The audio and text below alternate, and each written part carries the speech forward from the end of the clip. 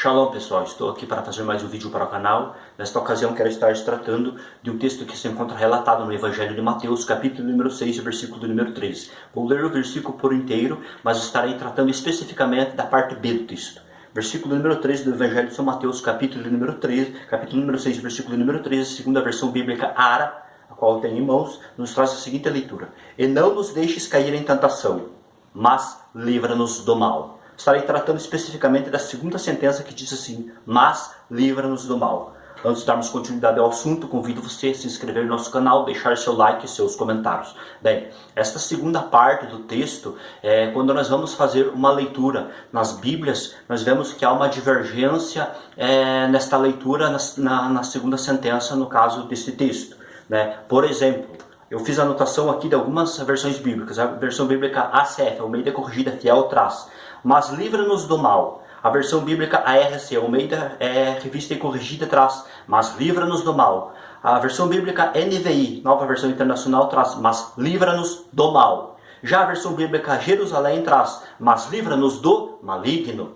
A versão King James atualizada traz: mas livra-nos do maligno. A versão bíblica TEDM, da tradução do Novo Mundo das Testemunhas de Jeová, traz a expressão: mas livra-nos do maligno. Então vemos que há algumas traduções, como as Almeidas, que traz a expressão, e também a NVI, livra-nos do mal. Já outras versões bíblicas traz a expressão livra-nos do maligno. Enfim, qual seria a tradução mais coerente de acordo com a estrutura do texto gramatical? Bem, vamos fazer algumas considerações e apontar algumas questões aqui para termos um entendimento melhor a respeito dessa questão. Esta parte do texto, nessa segunda sentença, nós temos aqui, que está em grego, que nos traz a seguinte leitura assim, que diz assim: a Larissa remas apó tuponeru, que traduzido é: mas livra-nos, mas livra-nos de o mal. Uma tradução bem literal: mas livra-nos de o mal. Assim, no caso, trazendo uma leitura de acordo com, respectivamente, aquilo que nós temos subentendido, e o qual é uma leitura mais conhecida já a longo prazo. Mas essa última parte, a qual eu mesmo mencionei dizendo: mas livra-nos do mal, está correta? É isso mesmo realmente que o texto traz? É sobre isso que estaremos analisando.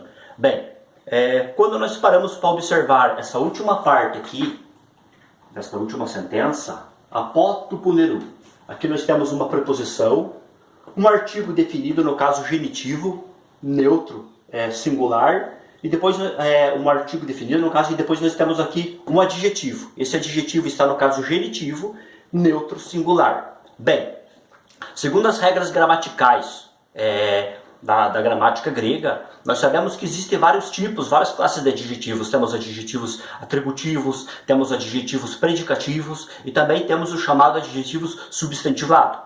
E o interessante é isso notar uma coisa, que segundo as regras da gramática grega, diz que quando nós temos um adjetivo no texto, ele tem como finalidade qualificar um substantivo. E aqui entra uma questão, a primeira pergunta. Nós temos aqui uma preposição do, no caso que é apó, melhor dizendo, tuponeru. Um adjetivo com um artigo definido. A questão é: esse adjetivo aqui, ele está no final do texto, no final da segunda sentença. Ele teria que estar qualificando um substantivo. E após ele, nós não temos no texto grego nenhum substantivo. A questão é: como que fica para nós entendermos a questão desse adjetivo? Nós vemos que na função de um adjetivo atributivo ele não se encaixa.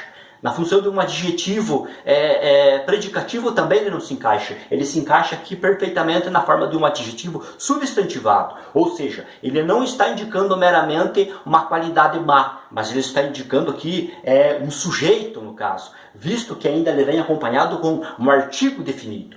E olha o que diz, segundo eu anotei aqui, a gramática grega de Lourenço Stélio Rega e Johannes Bergman. Na página 97, eles trazem a seguinte leitura: pode acontecer que um adjetivo venha isolado numa frase e esteja precedido por um artigo definido, como no caso anterior, mas não esteja vinculado a nenhum substantivo. Quando isso ocorre, o adjetivo se transforma em substantivo. Ou seja, Segundo a gramática aqui do Lourenço Stélio Rega e Johannes Bergmann, eles afirmam na página do número 97 que quando um adjetivo vem precedido por um artigo e ele não tem um substantivo a quem ele qualificar, então ele deve ser traduzido como um sujeito, como um adjetivo substantivado e não simplesmente só como um elemento gramatical que tem a finalidade de qualificar o sujeito. Sendo assim, a melhor tradução para essa expressão aqui, de acordo com as regras do texto grego, é o maligno e não o mal, porque indica um sujeito, indica uma pessoa e não simplesmente uma mera qualidade má. Detalhe curioso que nós devemos de observar: quando nós fazemos uma pesquisa no texto grego, nós vemos que ocorre um caso semelhante em 1 João, capítulo número 5 e o versículo do número 18, que nos traz a seguinte leitura: sabemos que todo aquele que é nascido de Deus não vive no pecado, antes aquele que nasceu de Deus,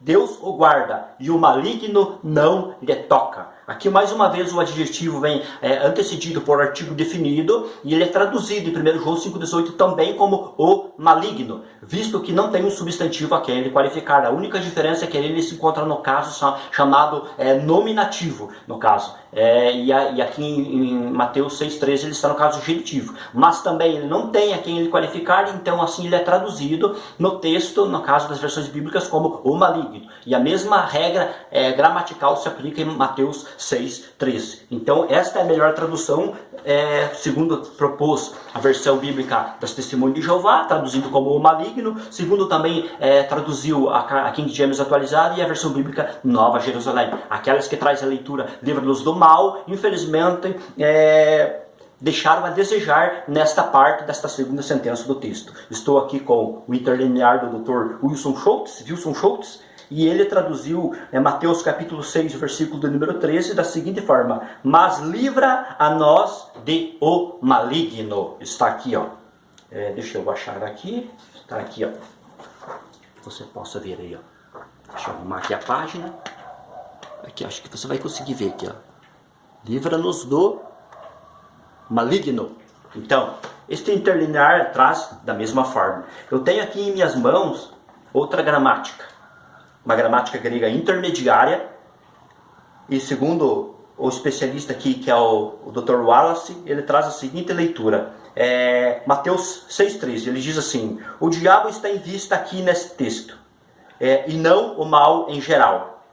Esta é uma das muitas passagens mal traduzidas pelas versões portuguesas, quando traduz livra-nos do mal. A oração não é um pedido de livramento do mal em geral, mas das garras do próprio maligno. Então, nós temos aqui uma gramática intermediária avançada, nós temos aqui também a gramática introdutória básica, que é do Lourenço Stélio Rega e Johannes Bergmann, e também o Dr. Wilson Schultz traduziu da mesma forma como o maligno. Então, uma tradução coerente e sensata, de acordo com as regras da estrutura gramatical, dentro da sintaxe do grego, do texto grego. A melhor tradução aqui no caso, livra-nos de o maligno, visto que esse adjetivo é precedido por artigo definido e não tem um substantivo a quem ele qualificar. Então ele deve ser traduzido como substantivo, como adjetivo, melhor dizendo, substantivado, para que assim se encaixe perfeitamente. Então a melhor tradução é livra-nos do maligno e não livra-nos do mal. Detalhe, esta preposição aqui, apó, no caso, ela indica, no caso, antes de. O sentido de origem dela, no caso o sentido original dela significa, traduzido literalmente, antes de. E aqui ela é traduzido como do, que pode ser entendido também exercendo uma função aqui de separação, no caso. No caso, livra-nos de o maligno, ou seja, nos afasta, nos livra do maligno, indicando uma separação para que não venha ter um contato com o sujeito maligno, que é, no caso, uma referência ao próprio Satanás. Eu deixo aqui essa observação rápida, de forma objetiva para você. Espero que você tenha entendido. Deus abençoe a sua vida e até o próximo vídeo.